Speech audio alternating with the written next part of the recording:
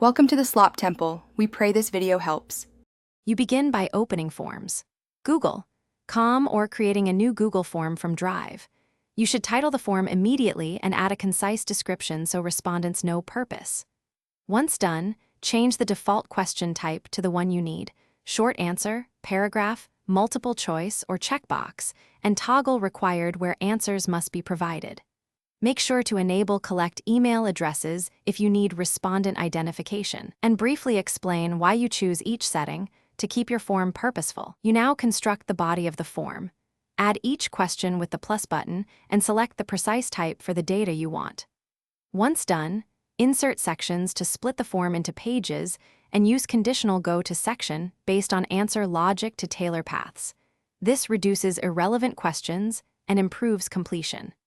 Make use of response validation for formats like numbers or email, enable file upload when collecting documents, and reorder items by dragging to craft a logical respondent experience. You finish by reviewing settings.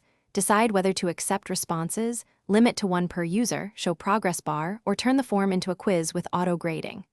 Once satisfied, click Send to copy a shareable link, email the form, or embed it. Make sure permissions match your audience, anyone with the link versus restricted domain. After distribution, monitor the Responses tab and link to Sheets for analysis. If responses stop or people can't access the form, check sharing settings and domain restrictions as a quick fix. Thanks for watching. Consider subscribing if we helped you.